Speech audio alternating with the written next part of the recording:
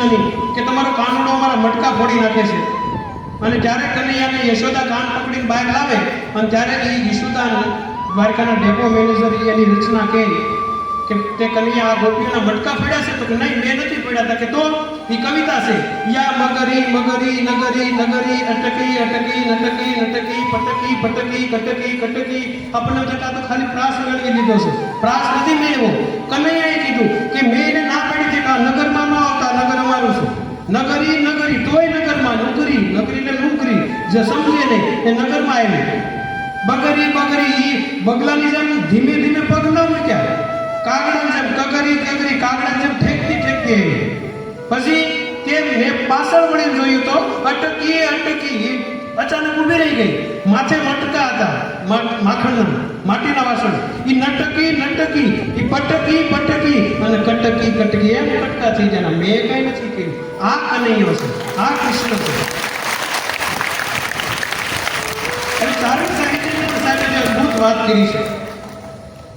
અને આધુનિકતાની તરફ કૃષ્ણ ભગવાન બધી જગ્યાએ પરિભ્રમણ કરીને ગુજરાતમાં જ્યારે આવે દ્વારકાના રાજા બને ત્યારે પહેલો પગ ક્યાં મૂકે છે? મૂળ દ્વારકા પીપા વાવ રાજુલા મૂળ મંદિર છે, પીપા ભગતની જગ્યાએ. અને પછી કોઈ અહીંયા એને પ્રશ્ન કરે કે દ્વારકામાં કોઈ તને પૂછશે કે કાનવલી ગોકુળમાં કોણ હતી રાધા, તો એને તું હું જવાબ દઈશ? માધા. અને તારું એ નામ તને યાદ નહોતું, તેની રાધાનું નામ હતું હોઠે. ઠકરાણા ફટરાણા કેટલા હતા પણ રાધા રમતી હતી હાથ કોઠે. એ રાધાની વાસળીના સૂર નહીં વાગે, આવા સોગંદ સિદ્ધ ખાધા, તેથી એને હું જવાબ દઈશ? માધા. અને આ કૃષ્ણની જ્યારે આધુનિકતા તરફ આવી અને કૃષ્ણની વેબસાઇટ બનાવતા હોય એ કવિતા સાહેબને સમર્પિત કરી અને આભાર વિધિ કરું. આધુનિક કવિતા આપણે કોઈ વેબસાઇટ બનાવી તો .com લાગે ને. કૃષ્ણની વેબસાઇટ બનાવી હોય તો કેવી બને કે વાસણડી.com મોરપીસ.com વૃંદાવન આખું. વાસણડી.com મોરપીસ.com વૃંદાવન આખું. મારા કાનજીની વેબસાઇટ એટલી વિશાળ કોને કોના નામ લેવા નાખો.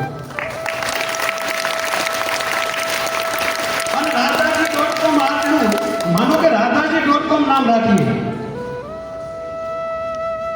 મીરાબાઈ અને રાધાજી આ બે પાત્ર જો બહુ સંમિલ્ય પાત્ર છે. એક યોગ બે વિયોગ જોઈએ છે પણ એકનું નામ જોડાણું છે. ધારો કે મીરાબાઈ.com નામ રાખીએ તો રાધાની સાય એનું શું? અને આ વીરની કોપીના નામે એન્ટર કરું તો આખી ફ્લોપી ભીજાય એનું શું? પ્રેમની આ ડિસ્કમાં નવી નવી વાનગી કોને ચાંપવું કોને છોડવું. મારા કાનજીની વેબસાઇટ એટલી વિશાળ એમાં કોના નામ એમાં રાખે. અને ગીતાજી.com આટલું ઉકેલવામાં ઉકલી ગઈ પંડિતની નાત. ગીતા ના સમજાણી એટલે હમ ખાવા રાખી, જો કહુંગા સચ કે સિવાય કુછ નહીં કહુંગા. સમજાણી નથી. ગીતાજી.com આટલું ઉકેલવામાં ઉકલી ગઈ પંડિતની જાત. અને હાથ આખો બાળી શકે છતાં ખબર ન પડે ઈ જ માણી શકે પૂનમની આખી આ રાત. કબીર સુર નરસૈયો થાય તો ઉકલે છે જાખું. તુલસી કબીર સુર નરસૈયો થાય તો ઉકલે છે કાંઈક જાખું. મારા કાનજીની વેબસાઇટ એટલી વિશાળ કોના નામ એમાં નાખું. અને કૃષ્ણ હોય દ્રૌપદીને યાદ ન કરીએ,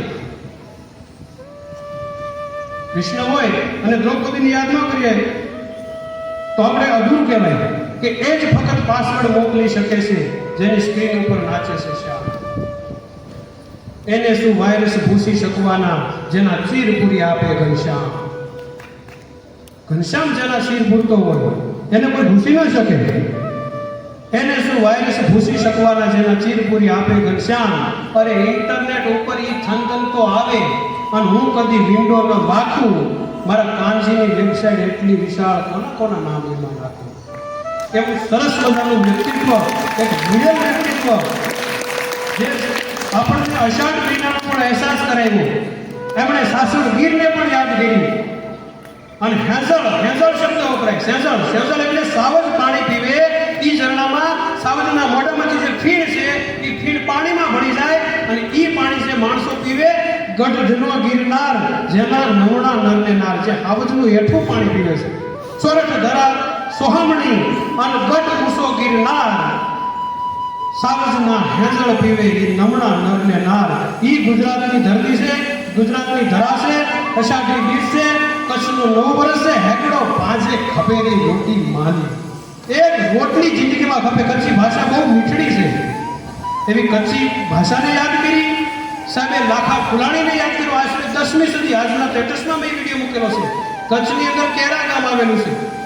ત્યાં લાખો ફુલાણી આશરે 10મી સદીમાં બહુ સશક્ત, લગભગ બહુ યુદ્ધ જીતા એવો રાજા થઈ ગયો છે. એમને પણ એમણે યાદ કર્યા. તમામ ઇતિહાસને વણી દીધા એમણે.